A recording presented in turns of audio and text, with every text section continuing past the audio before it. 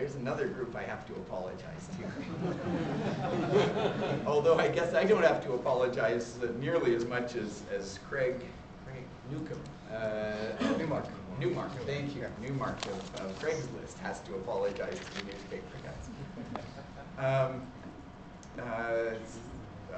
I don't have a straight answer for that one.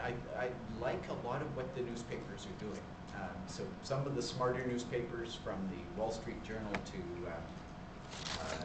the New York Times, are doing some very clever things, taking their concept to the internet. They're all quite happy. So here's the only insight I can give you on newspapers, because I really am not a newspaper expert. Jonathan Cox, sitting behind you there, works for Lulu, but he used to be in the newspaper business. So take corner Jonathan afterwards, and he'll probably give you a more insight. He's already voted with his feet. No, I think it was the News and Observer who voted for him. Okay. Any case,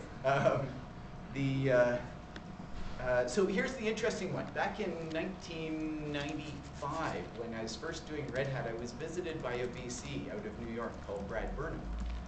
And he was really interesting because he was the very first VC who even thought that it might be possible to invest in an open source company.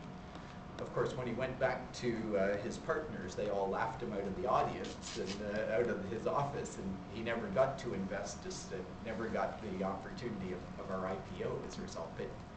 But Brad was a smart guy, and he had been spending time with the newspapers looking at this. And at the time in 1995, their big fear was MSN, Microsoft Network, because Microsoft's vision was an alternate internet.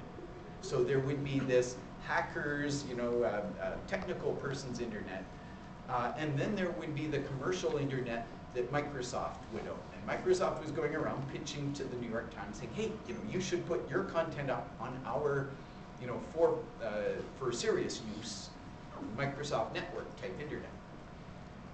And what Brad had learned was all of the newspapers were terrified by this, because what they saw was that what Microsoft wanted was to own their subscribers.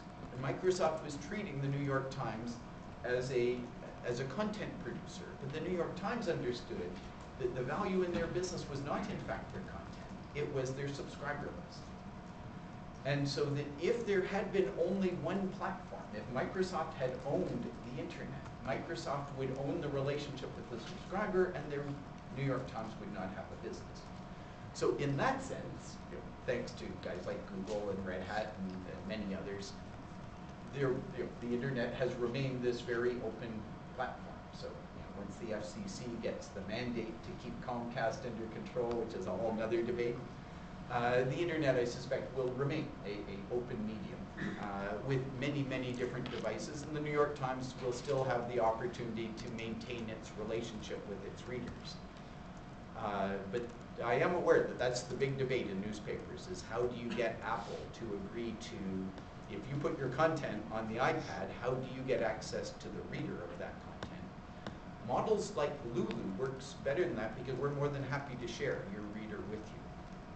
We can't do it over your reader's objections, privacy issues, but we are not proprietary about what you do with your reader, so we're more than happy to try and connect your readers to you as the author or the publisher.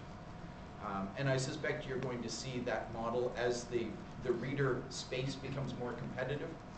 The vendors of those devices are going to have to become more open in order to get more content on their devices, because the content owners don't want to go where they don't get access to